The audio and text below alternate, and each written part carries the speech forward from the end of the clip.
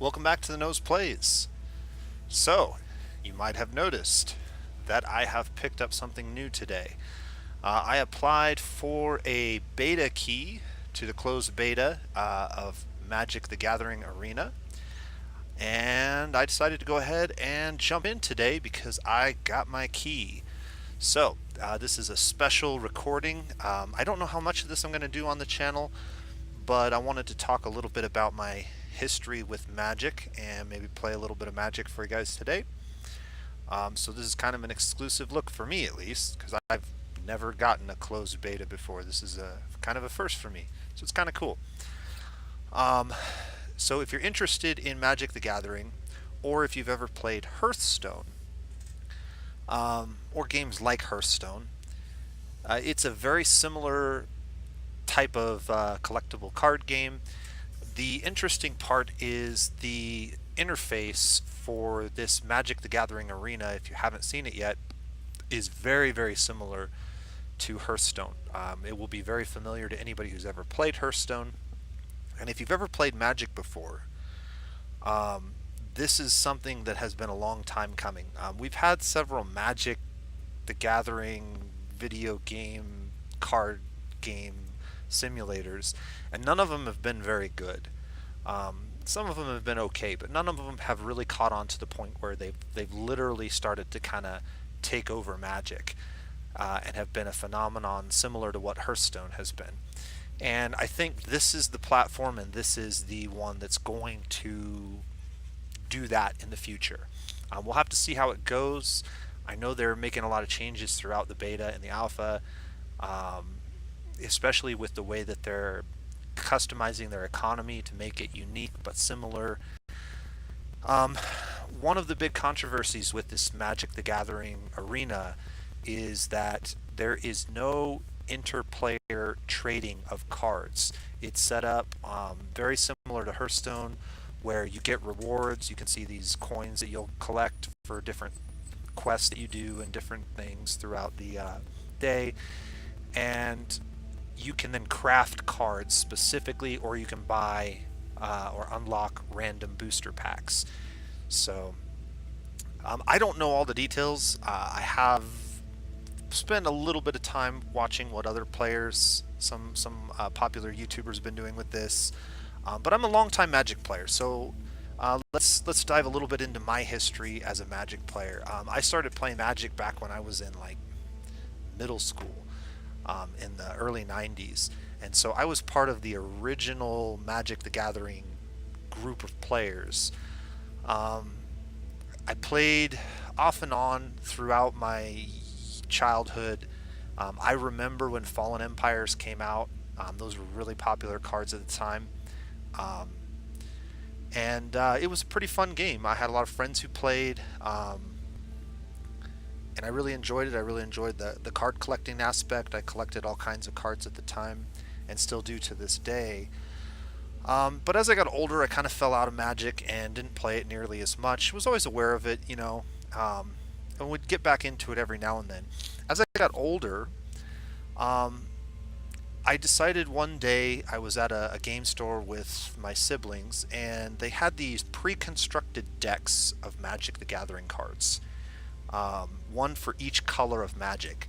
And at the time, I think it was 9th edition Magic the Gathering pre-constructed decks. And they're just intro decks. They weren't even 60 card decks at the time. They were just like little 40 card decks. And on a whim, I just bought all 5 of them, and we spent an evening just passing decks around and playing each other. And it was a ton of fun, and it was a great way to get back into the game. And ever since then, I've sort of kind of collected the pre-constructed decks, and I keep them in sets of 5. I get one of each color, and I keep them in a set in a box. And anytime we want to play Magic, we'll just go grab a random box from some year. I have quite a few of them, and we'll just bust out the decks, play a couple games, get back into it, have some fun. Then in 2015, they decided to do away with the core sets. And I've never been real interested or super excited about their blocks that were in between the core sets. I like the core sets the most because a lot of the cards and a lot of the gameplay mechanics remind me of the classic Magic that I used to play when I was a kid and that I wanted to introduce to my kids.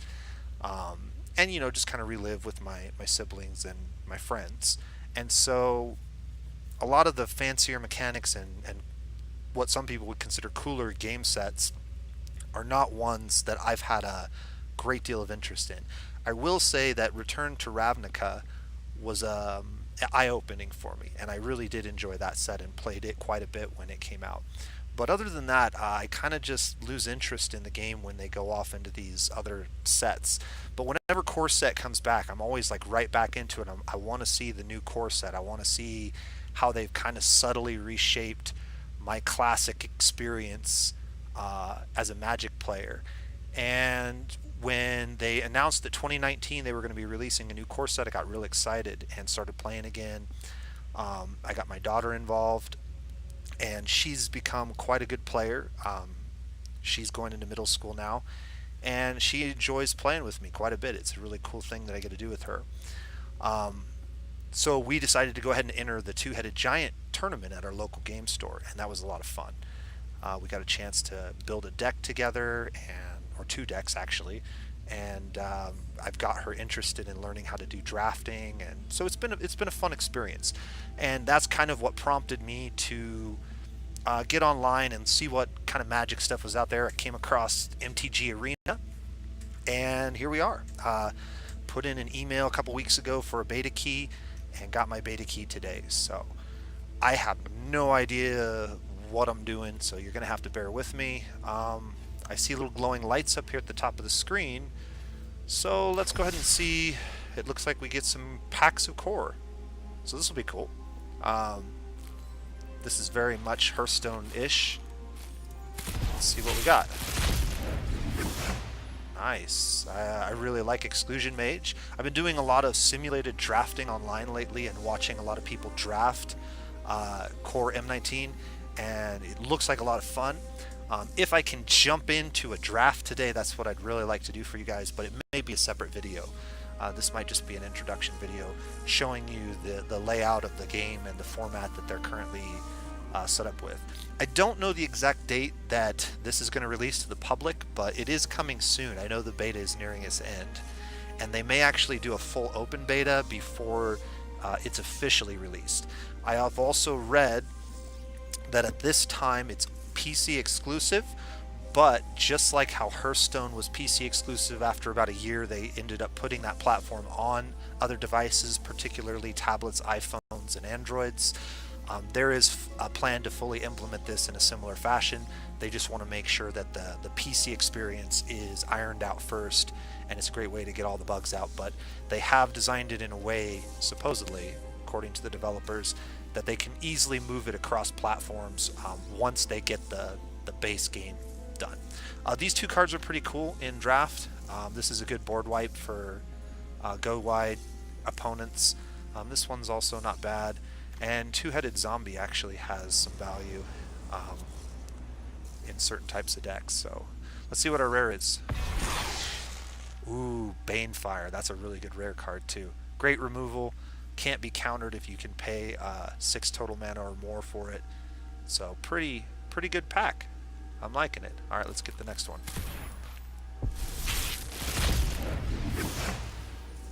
Wow, so we got some more good cards. So Vampire Sovereign is an all-star in the limited draft format. 3/4 flyer. That evasion is very important. Good sized body, and the enter the battlefield effect can trigger a lot of life gain effects within the game. There's a lot of life gain synergy. So pretty neat card. A little bit expensive, but not in this format. Aether Tunnel, interesting enchantment. I haven't seen too many people very high on it.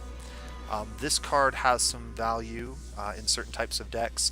Vishino Pyromancer is good in aggressive aggro decks where you want to just hit people in the face fast and hard with small creatures early. And the Marauder's Axe actually has been seeing quite a bit of play in certain decks that people have been drafting. So not a bad pack. Let's see what we got for a rare. Oh, Hungering Hydra. So green, if you, I didn't mention it earlier. So my favorite colors playing in Magic were always green. Green and my early decks were almost always green and white. And the reason for that is not so much that I really liked green and white, although I did come to really like green. Green is my favorite color in Magic by far. But it was because in the early days of Magic, a lot of the most powerful cards and a lot of the most popular cards, I should say maybe, were black. And all of my friends played black, mono black decks with all the biggest, strongest cards there were. And I wasn't like super into Magic to where I was spending tons of money on it to get the best cards. So I always had kind of these mediocre decks. But back in the day, they had a lot more color hate cards. They had cards that would specifically only be good against a certain colored opponent. And green and white both had a number of cards that were really, really good counters to black. They're kind of the counter colors to the black, mono black decks. And so I basically just collected all of the black counter cards and built decks around those.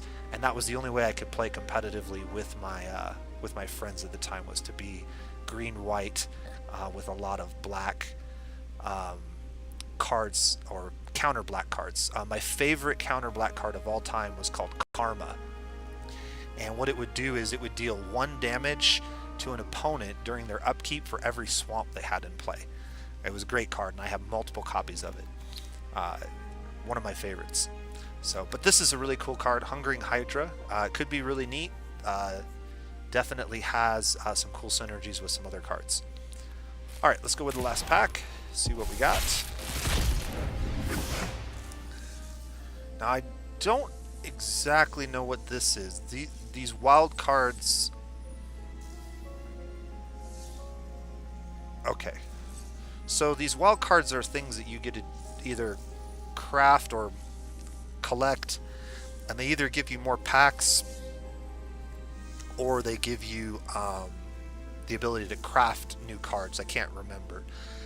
I've seen some of the other YouTubers talk about it, and I think this system is very much in flux. I know they just made a big change to the economy and how wild cards and some of these things work recently. I haven't seen what the reception to that change has been. But another thing to keep in mind about the beta, anything that you purchase or anything that you can buy this stuff with real money. Like I can spend money to increase the rate at which I collect things, or I can try to do it completely free to play, just like in Hearthstone. It's very hard to get enough cards to build really competitive decks that way, but you can do it if you want to play completely free to play. But when the beta finally closes, everything that you've purchased will be wiped. You do not get to keep anything that you've collected in the beta, but you will be reimbursed or compensated for any real money you've spent, but it will only be in the MTG currency. So you can't get your money back necessarily, but you'll get a roughly equivalent value in new packs or dust or gold or whatever they're using for their currency. So I'm not 100% sure how these work. It says redeem this wild card for any uncommon card by adding the desired card to your deck. Okay, so this is how you claim uncommons, and probably rares require different types of wild cards, uncommons and commons. Okay. Reclamation Mage is a good card. Definitely a good sideboard card if nothing else. Disperse is great for tempo.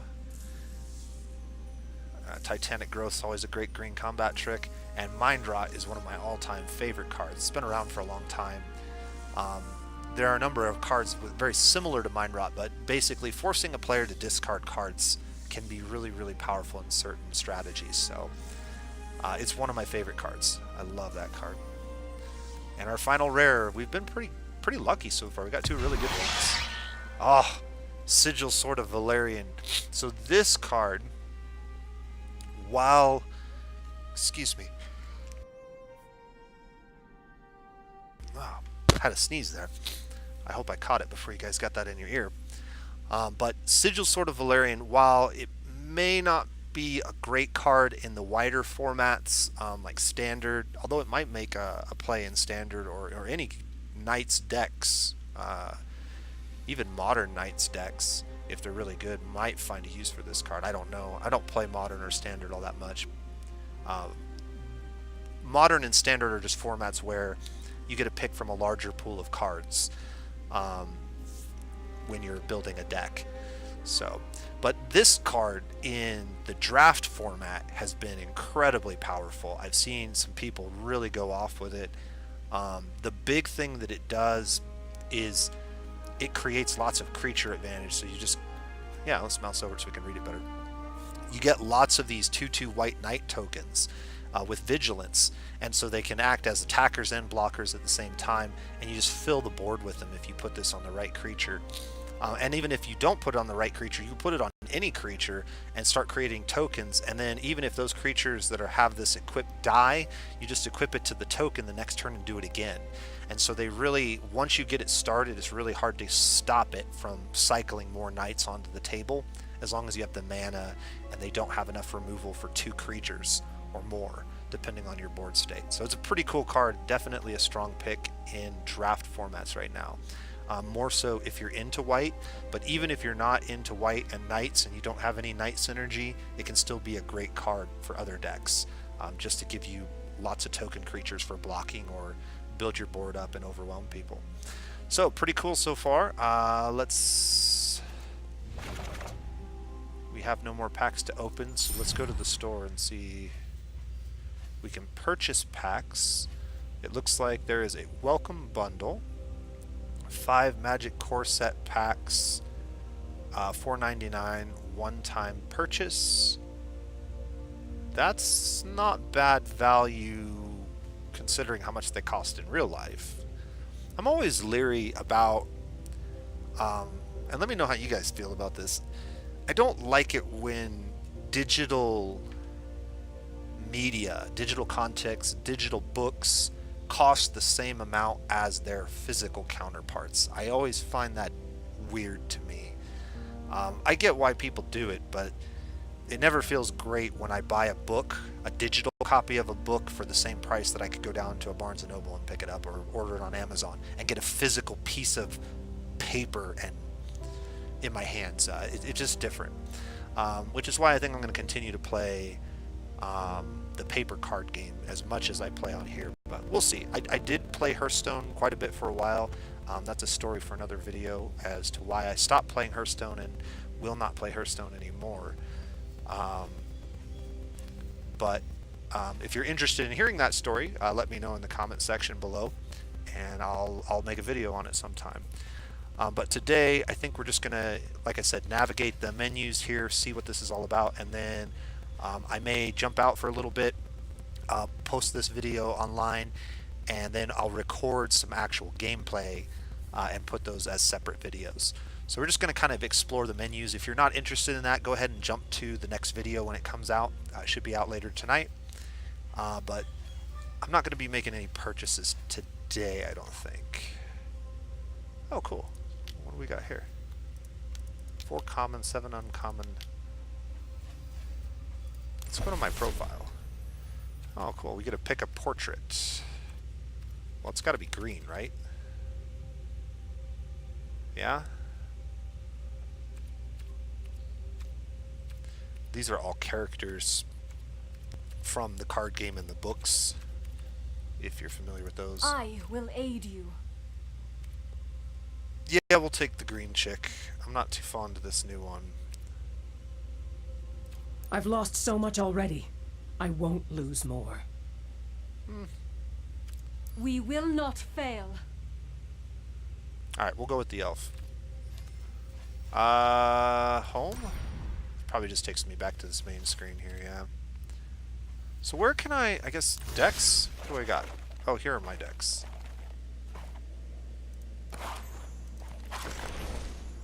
What do we got here?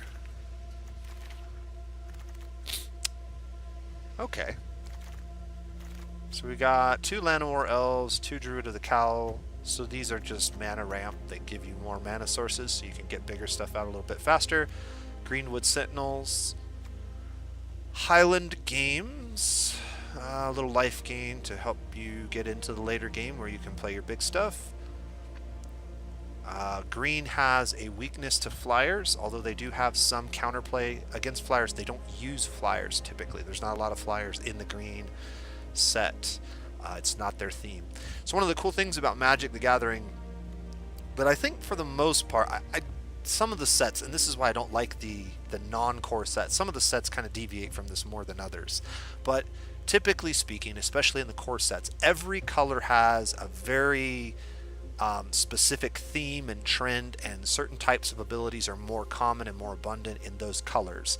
And so if you're trying to do something specific, you can figure out which color you should navigate based on what that is. So for example, green is all about really big creatures.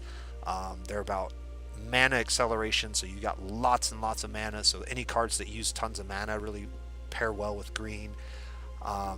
They have very efficient creatures. They get this ability called Trample, which is really powerful. When the opponents have lots of little creatures, you just stomp right over them and they don't really stand in your way.